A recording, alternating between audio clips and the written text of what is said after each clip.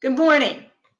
Morning. Today's program is on conjunctions, or, and, but, and much, much more.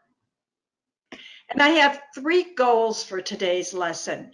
The first is that at the end of this lesson, students will have additional tools to make writing more enjoyable. Writing can be a chore, especially when the writer is using simple sentences. So the second goal is to help you begin to develop the skilled use of conjunctions to make your writing flow, and so readers will understand what is written. And the third goal is that you will be encouraged to expand your writing skills and to craft complex sentences that express ideas more clearly. Now, as I said, today's program, Using Conjunctions, is to move you to a higher level of writing.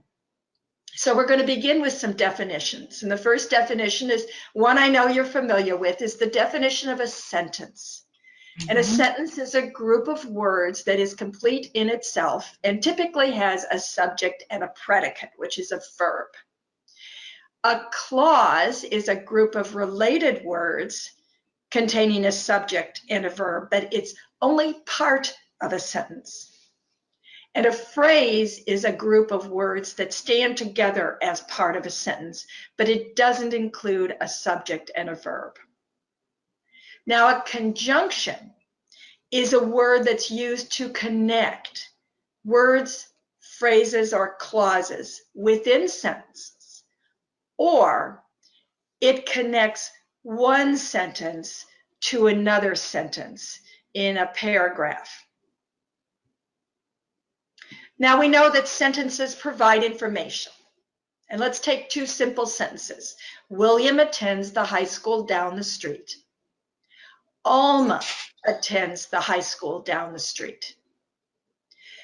Those are 2 simple, straightforward sentences. They're clear. They give us information. But we can use a conjunction to combine the information in those 2 sentences to make one sentence. William and Alma attend the high school down the street. We've used the conjunction and to combine the information in those first 2 sentences and to make our single sentence more interesting. Again, sentences provide information. William attends high school down the street. Alma attends a different high school. So in this case, we're still using a conjunction. We're using the conjunction but to use a single sentence that says, William attends high school down the street, but Alma attends a different high school. We've combined the 2 single sentences into one sentence using the word but to connect William and Alma. We can use correlative conjunctions, and these are familiar to you. They are paired conjunctions. Either William or Alma attends the high school down the street. Either or. Those are familiar to you. They're both conjunctions and they combine the information in the sentence and link William to Alma. Same thing with the 2 conjunctions neither nor. Neither William nor Alma attends the online high school. We have information here. Neither and nor are the conjunctions that link that information, telling us about William and Alma. Another one is if Alma submitted a late application, then she would attend the same school as William. If, then. Another example of paired conjunctions that we use regularly in our sentences to make them more interesting. Conjunctions connect compound subjects and compound predicates. William and Alma, it's a compound subject, enjoy talking about their high schools and comparing experiences. So our compound subject is linked to a compound predicate, compound verb, talking and comparing. Conjunctions link they connect items in a series. And this again is something you're familiar with. I could not decide among the apple, peach, or cherry pies. We have a series of pie flavors: apple, peach, cherry. So we organize those and combine them together using the conjunction or. Red, white, and blue are colors of the American flag. We have a series here of colors, and we use the conjunction and to link them together, meaning that all those colors are in our flag. The first example is one that says it's either or. It's one that doesn't combine them, but it still organizes them, knowing that I'm going to pick one, not all three flavors of pie. So good writing, as I said, when you study conjunctions, you're moving to a higher level of writing. And we know that good writing is writing that captures the reader's interest and holds the reader's attention. Let me show you how conjunctions do that. Conjunctions improve your writing by joining sentences with conjunctions allows you to craft complex sentences. And we talked about earlier how you can have compound subjects and compound predicates, and you can organize the ideas with a either or a neither nor. Those are more complex sentences, and you use conjunctions to build those sentences. Use of conjunctions in your writing allows you to connect two or more ideas, and we're going to show you that in a few minutes about how you can bring your ideas through a paragraph, joining them with conjunctions. And you can use conjunctions in your writing to show point of view. It's a sophisticated technique where the writer can communicate point of view using conjunctions, and I'll show you that as we move forward. Let's take this paragraph. William and Alma live in the same neighborhood, so William attends the high school down the street. However, Alma is interested in dance, so she attends a different high school. Besides giving students a choice based on their interests, the school district offers students a means to attend a school in a different neighborhood and an opportunity to make new friends. So here's a paragraph that has combined a whole lot of ideas in 3 sentences. We first learn about William and Alma. We know where they live. And then we move to Alma's interest in dance. It's different than William's interests.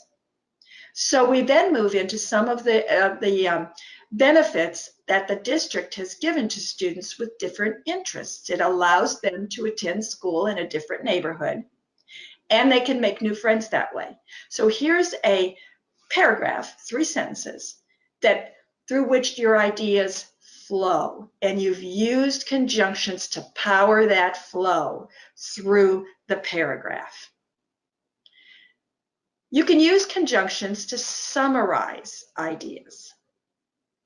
Now, you know that when you're writing, you're going to offer the reader some ideas. You're going to tell them something, that you have some ideas.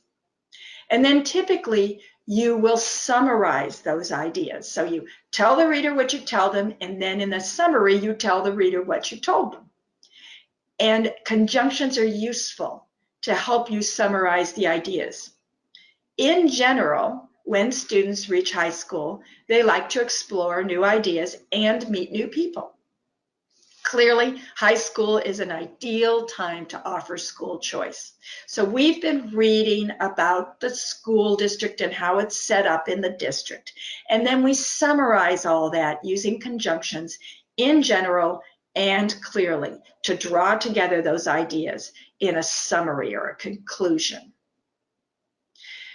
We use conjunctions to connect sentences in space and in place and time. We write, on the first day of school, Alma searched for her locker. She wanted a locker that was close to most of her classes. She searched the hallway and finally found it. Next to the stairs to the 2nd floor of the building, she found her locker. Now, in that paragraph about Alma's first day of school and how she looked for her locker, we have introduced some other thoughts. One is that she looked for her locker for a while because we use the conjunction "and finally" to tell the reader that she had been searching a while when she finally found it.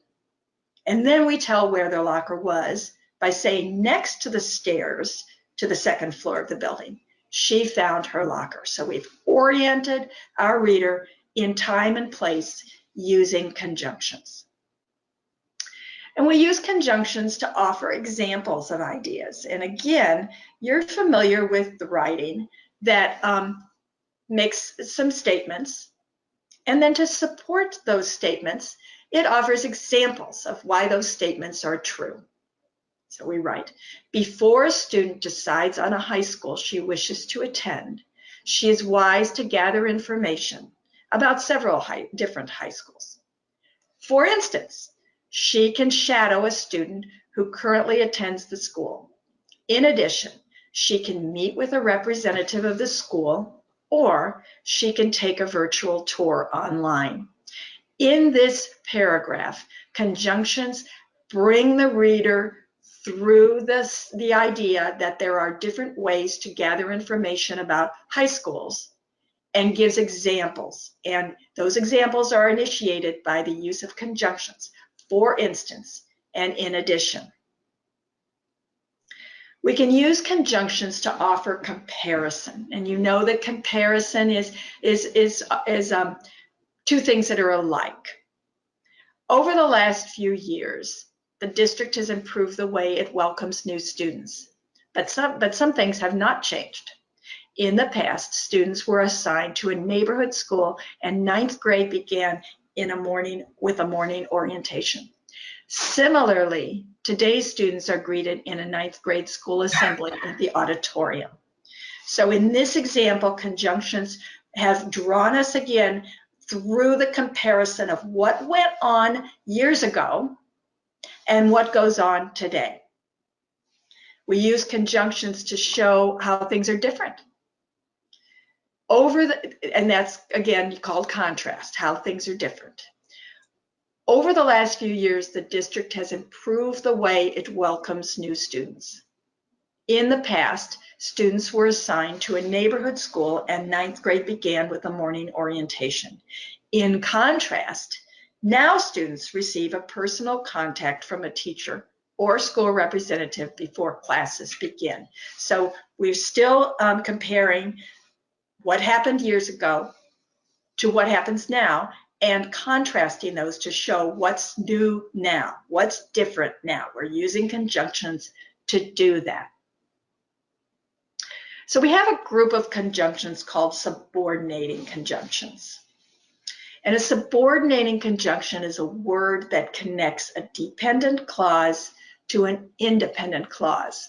And you know that a dependent clause has a subject and a verb, but it can't stand alone. It can't stand by itself. It's linked to an independent clause, which also has a subject and a verb. But take away the dependent clause and that independent clause can still stand by itself. You walked from Mother's house. I would like to invite you to dinner. You've got two independent sentences here, but you can combine them using a conjunction and say, as long as you walked from Mother's house, I would like to invite you to dinner. The dependent clause is introduced by the conjunction as long as you walked from Mother's house. That can't stand alone. So you join it to the independent clause. I would like to invite you to dinner. And then the entire sentence makes sense. And as I said earlier, subordinating conjunctions can help the writer express a point of view. Let's take these examples. As long as you walked from Mother's house, I would like to invite you to dinner. That suggests that the walker in this sentence that came from Mother's house walked a long way. And I, in this sentence, would like to invite that walker to dinner because they came such a long way and I appreciate it. As long as has a certain tone to it. take that against the second example. Even though you walked from mother's house, I would like to invite you to dinner. Same words almost, but the use of the conjunction even though suggests the point of view of the writer, I, thinks that they didn't really walk all that far. Even though you just walked from mother's house, I still want to invite you to dinner. You get a difference in attitude with that conjunction. And then in the third example, unless you walked from mother's house, I would like to invite you to dinner. In this example, we know there's something going on. We know that mother's probably waiting for dinner with you. And so unless you came from mother's house, you can come here for dinner. But if you came from mother's house, then I'm not inviting you to dinner. So use of those different conjunctions really sets a tone. It really helps the writer express a point of view. And this is pretty high level writing. I want to warn you, and Chris, did you get the answer to that? Yes, so you're correct. It is a preposition in the second. Okay, Yeah, so then I'm going to go ahead with this, and I'm going to say sentence structure matters. You can't pick a word that is a preposition all the time. It depends upon where it is in the sentence. Did I say that right? A conjunction all the time. I think I said that wrong. So let's take the first example. Before you pick up mother at noon, can you stop by the supermarket? That beginning before, it's at the beginning of a dependent clause. It's a conjunction because it's linking it to the independent clause. Can you stop by the supermarket? But you take that same word before and you put it in a different sentence. Can you stop by the supermarket before noon? All you're doing here is drawing noon into the sentence. So it is not used as a conjunction in this case. So it's not the word, it's the sentence structure that matters as to the part of speech that is the conjunction. So I'm going to go to some questions and answers. And one question that comes up pretty often is it proper to begin a sentence with but, or, and, or so? And the answer is yes. And years ago, somehow I believe this wasn't respected. This idea was that you can't begin a sentence with a conjunction. That's not true anymore. It is proper to begin a sentence with a conjunction, but, or, and, or so, when the purpose is to join the sentence to the previous sentence. Working from home can be lonely, but Zoom meetings allow for some social interaction. So you've used a conjunction, it's clearly but, it's linking to the sentence that came before. And so it's perfectly proper to use that at the beginning of the second. Yes? And if I can just jump in on that and say that while it is okay to do it like that, you will still occasionally find people who get very rankled when you try to use them that way. So Yeah. if you do use them that way, just be expected there might be some people that for some reason get very irritated by that particular usage.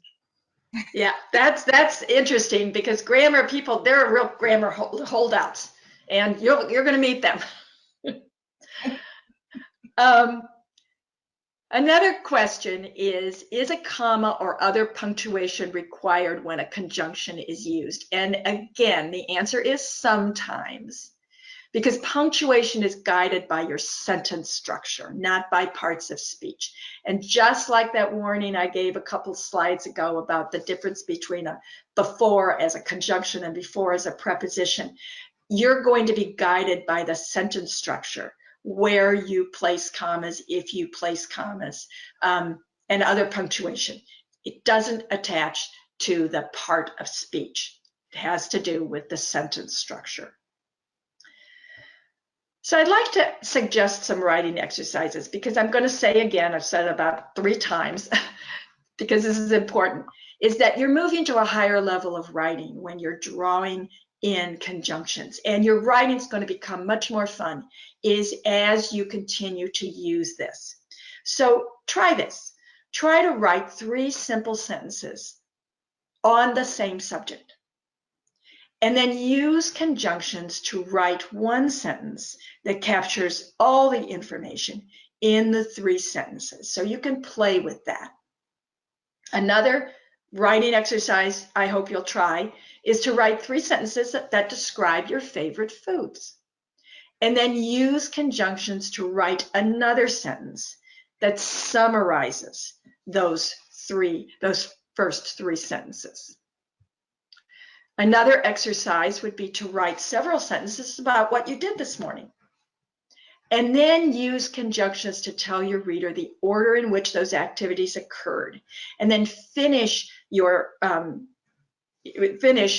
it'll be your paragraph with a sentence that summarizes your morning. So what you're doing here is you're practicing drawing your reader through the action by connecting the events with conjunctions.